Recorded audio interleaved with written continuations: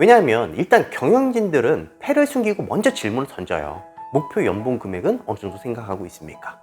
그럼 대부분 이제 준비를 하신 분들과 준비를 하지 않은 분들이 이렇게 이야기를 하겠죠. 목표 금액이 없어서 생각을 안 해봤습니다. 혹은 많이 받으면 좋죠.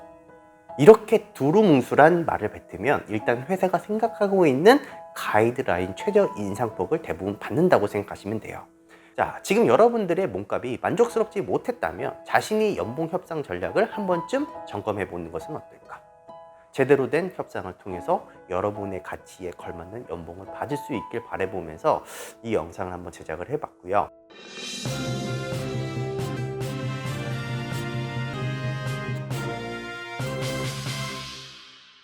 우선 제 경우에는 의리 위치가 아닌 갑이 입장에서 직원들과 연봉 협상을 좀 많이 주도해 왔기 때문에 근로자의 입장에서만 생각한 것이 아니라 회사 그리고 근로자 모두 만족시킬 수 있는 이런 협상안을 도출해낼 수 있지 않을까 하는 마음에 이 영상을 찍게 되었습니다.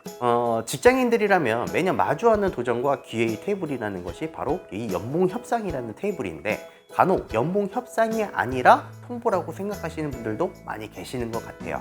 그만큼 연봉 협상이 만만치 않기 때문에 그렇겠죠. 회사의 문화나 규모 또 성격에 따라서도 다양한 의견이 갈라질 수도 있겠고, 제가 말하는 게 정답은 아닐 수도 있겠지만 적을 알고 나를 알면 집비지기 백전백승이라는 말이 있는 것처럼 다양한 관점으로 연봉 협상이 어려운 분들을 위한 연봉 협상에 대한 기술과 주도권을 잡는 방법에 대해서 이야기를 해보려고 합니다. 사실 연봉 협상을 하기 전에 근로자분들도 많은 준비를 하고 계시겠죠. 물론 연봉 협상을 준비를 하시겠지만 회사의 입장도 마찬가지입니다. 회사도 많은 준비를 한 것 같지는 않지만 뒤에서는 정말 많은 것을 준비를 하고 사실 협상 테이블에 나갑니다. 올해 회사의 매출액과 성장률 또 영업이익은 어느 정도 되는지 회사의 재무 상황이나 다양한 요소들을 고려를 해서 경영진들과 합의된 가이드라인 인상 비율을 어느 정도는 정해두고 자리에 앉는다라는 말이에요.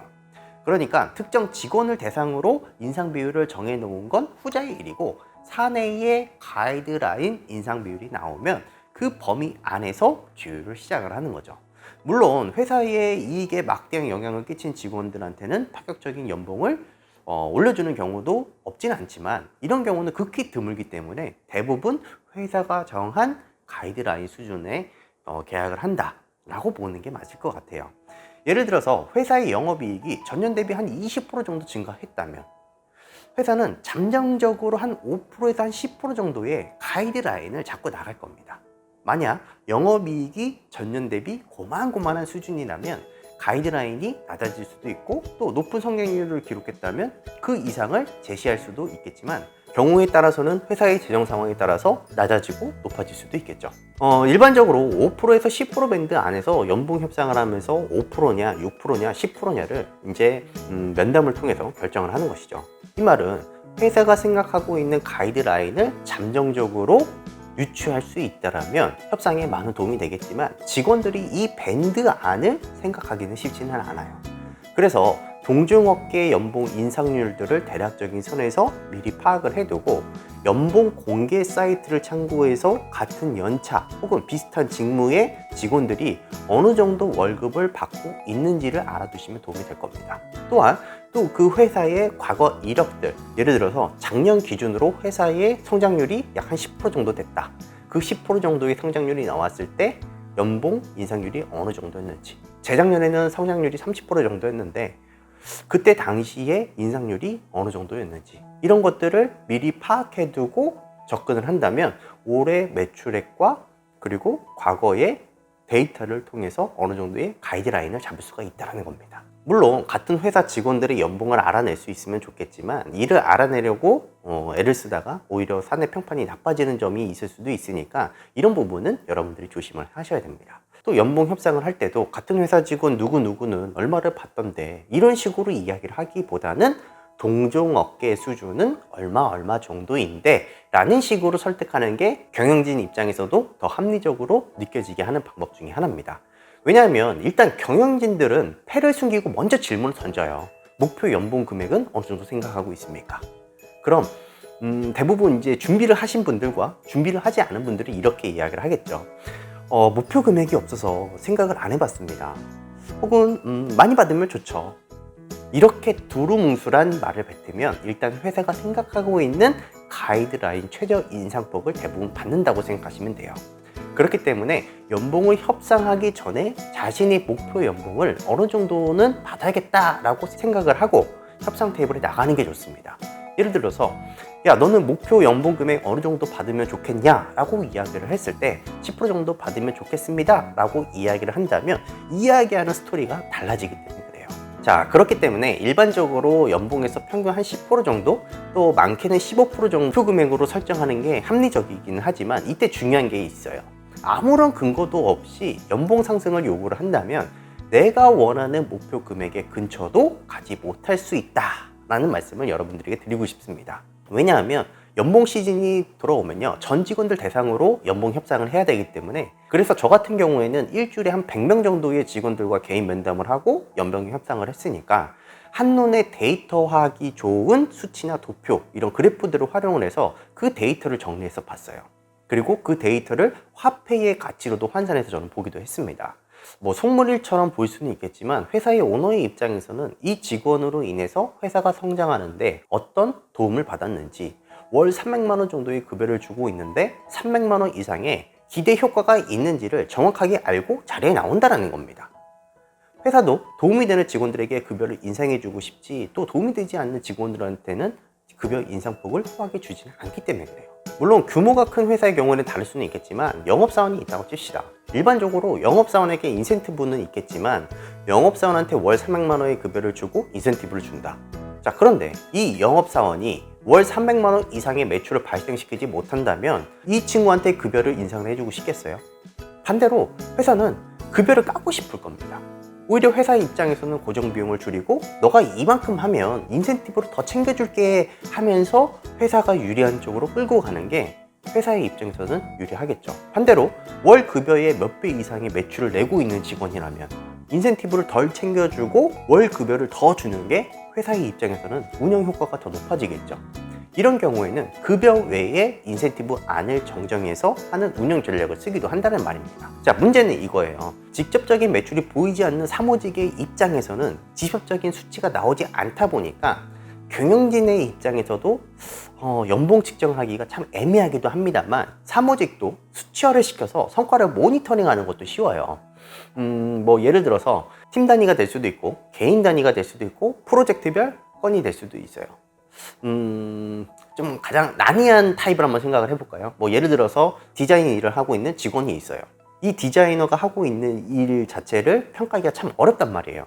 이때는 이 디자이너 직원이 참여한 프로젝트나 팀의 성과를 그냥 가져오는 겁니다. 뭐 예를 들어서 한 달에 디자이너가 10개의 프로젝트를 같이 참여를 했는데 이 프로젝트에 참여한 효율을 보는 거예요. 뭐 예를 들어서 이 프로젝트로 얼마의 매출을 일으켜놨다면 그냥 그 프로젝트를 화폐의 가치로 그냥 환산을 하는 겁니다. 그러다 보면은 한 건당 뭐 예를 들어서 500만 원 정도의 기여도가 측정이 되더라. 그러면 이 친구가 한 달에 10개의 프로젝트를 한다. 그러면 10개 곱하기 500만 원, 그럼 5천만 원이 되겠죠. 여기에 팀 구성은 5명이다. 급여가 이 5명한테 주는 급여가 총 1,500만 원이다. 그러면 회사는 매달 1,500만 원을 투자를 해서 3,500만 원 정도의 이윤을 내는 팀이구나 라는 것을 간단하게 수치화할 수 있겠죠. 또 이런 팀들이 여러 팀이 있겠죠. 이렇게 팀들을 전부 다 이렇게 데이터화를 시켜버리고 이윤을 가장 많이 발생시킨 팀별 랭크를 정리를 하는 거예요. 통상적으로 회사가 급여 인상률을 5%에서 한 10% 정도 잡아두었다면 제일 잘한 팀을 A랭크, 그 팀에 속해 있는 팀원에게는 인상률 맥스 10%, 두 번째로 잘한 팀에 속해 있는 직원은 B랭크, 그 B랭크 팀에 속해 있는 직원들한테 주는 급여 인상폭은 뭐 8%, 이런 식으로 가이드라인을 만드는 경우도 있어요. 이렇게 자신의 업무가 업무적 성과를 드러낼 수 없는 파트에 속해져 있다면 평소에 회사 분위기를 좋게 만들거나 뭐 성실함을 보이는 것도 연봉을 협상을 할 때 무조건 유리하다고 보시면 돼요. 많은 회사에서도 업무 성과 외에 회사 분위기와 또 근무 태도를 신경을 쓰고 있기 때문에 활용할 수 있는 건 잘 활용을 해야겠죠. 뭐 예를 들어서 1년 동안 이수했던 외부 업무 교육이나 뭐 직무와 관련된 자격증, 학위 취득 자료도 꼼꼼하게 잘 모아두시면 연봉 협상에 직접적인 영향을 주진 않더라도 직무를 위해서 이만큼 노력했다는 열정을 보여줄 수는 있잖아요. 그러면 협상을 부드럽게 조율하는데 도움이 될 수도 있어요. 그러니까 회사 입장에서는 우수한 직원이 퇴사해버리면 더 높은 연봉을 주고 전문 인력을 찾아와야 되기 때문에 높은 연봉을 주고라도 잡고 싶은 사람이 되는 것이 무엇보다 중요하다는 거. 연봉 협상 이후에 자신을 가꾸고 회사에 필요한 사람이 되는 거. 내가 이 사람을 놓치게 되면 회사가 손해보는 사람으로 성장하는 것. 사실 이만큼 중요한 건 없다고 봐요. 이처럼 연봉 협상을 일종의 도박으로 생각하고 베팅을 해서는 안 된다는 이야기죠. 과도하게 높은 연봉을 부르다가 역효과가 날 수도 있고 잠정적으로 정해진 범위 안에서 최고치의 인상률을 얻어내는 것을 목표로 해야 한다는 거예요. 경영진의 성향, 회사의 분위기, 회사의 상황을 파악하는 것도 간과해서는 안 되는데 회사 경제 상황이 정체된 상황에서 무작정 나 연봉 인상을 요구하는 내용도 좋지는 않다는 겁니다. 회사 매출이 좋고 분위기가 오른 상황이라면 문제가 되지는 않겠지만 좋지 못한 경우에는 그에 합당한 연봉과 또 요구사항을 따로 정리해서 나가는 것도 좋다는 거예요. 저는 회사 시스템은 직원들의 성과를 모니터링하기 위해 만들어둔 거지만 이런 시스템이 없는 곳도 많단 말이에요. 그럼 연봉 협상은 내가 얼마나 유능한 사람인지를 어필하는 것이 중요하겠죠. 자신을 어필하기 위해서는 말보다는 한 해 동안 내가 무엇을 했고 어떻게 회사 발전에 기여를 했는지 이런 거를 수치화하는 것이 중요합니다. 가능하다면 이를 화폐 가치로 환산해 두는 것도 권장을 해드려요. 왜냐하면 경영진의 입장에서는 제일 한눈에 알아보기 쉬운 게 숫자입니다. 혹은 그래프예요. 좋아졌다 나빠졌다가 확연히 나오잖아요. 그래서 이거를 전부 다 수치화해 두는 것을 저는 권장을 해드리고요. 정말 간단한 예로 회사 소개서를 제가 만들었어요. 그럼 이 회사 소개서로 내가 어딘가에 활용을 했을 거 아니겠습니까? 이 회사 소개서를 만들어서 제휴업체와 접촉을 해보니까 계약 성사율이 이전보다 2배수 증가했더라. 이 계약을 수주해서 회사 매출이 5억이나 증가되었더라. 이런 거는 연봉 협상 시에 객관적인 근거 자료가 되잖아요. 연봉 협상 자료에서 근거 자료와 함께 내 자신을 어필한다면 경영진을 설득하는데 조금 더 수월할 수 있겠죠. 그러니까 어렵게 생각하지 마세요. 어떤 방식으로 업무를 처리해서 회사의 업무 효율이 얼마나 올라갔고 그에 따른 얼마의 비용이 절감이 되었는지 이런 거를 문서로 표현할 수 있다면 더할 나위 없이 좋겠죠. 더 중요한 것은 이런 과정을 통해서 스스로의 업무 성과를 객관적으로 평가해 볼 수 있다는 점이에요. 내가 이만큼의 연봉 인상을 요구할 근거가 있는지, 현재 회사에 어느 정도 기여하고 있는지 스스로 파악하고 설득할 수 있어야 회사를 설득시킬 수도 있다고 생각을 합니다. 마지막으로 협상이 원하는 수준에서 합의가 도출이 되면 꼭 하셔야 되는 것이 있는데 구두로 하는 협상은 항상 불안 요소가 많아요. 수많은 사람들이랑 연봉 협상을 하다 보면은 이런 대화 과정에서 커뮤니케이션 오류가 생길 수도 있고 또 각자 기억하고 있는 것이 달라서 이두치 않게 실수가 벌어질 수도 있어요. 그래서 협상 자리에서 당장 연봉 계약서를 작성하는 게 아니라면 면담이 끝난 뒤에 이메일을 보내서 구체적인 연봉 인상률을 다시 한번 확인해 두는 것이 좋습니다. 간혹 직원 입장에서는 이렇게까지 하는 것은 너무 지나쳐 보이지 않을까 이렇게 우려하시는 분들도 많으실 것 같은데요. 이런 부분은 충분히 당당해도 되는 순간이라고 이야기를 합니다. 대화 과정에서 최대한 예의 있는 태도를 유지를 하되 요구할 것은 제대로 요구하는 것이 진정한 협상의 기술이 아닐까 싶습니다. 물론 대화 과정에서 더 요구해야 될 내용을 그 메일로 남기는 것보다는 그 대화에서 협의가 끝난 내용들만 담는 것이 일단 중요하겠죠. 또 메일을 통해서 구차하게 이건 이렇게 해주면 더 안 되겠습니까? 이런 요구를 하는 것보다는 그때 대화에서 나왔던 내용들을 그냥 당당하게 이게 맞습니까? 피드백을 받는 거죠. 자, 지금 여러분들의 몸값이 만족스럽지 못했다면 자신이 연봉 협상 전략을 한 번쯤 점검해 보는 것은 어떨까? 제대로 된 협상을 통해서 여러분의 가치에 걸맞는 연봉을 받을 수 있길 바라보면서 이 영상을 한번 제작을 해봤고요. 오늘 영상이 도움이 많이 되셨다면 구독과 좋아요 꼭 부탁드리겠습니다.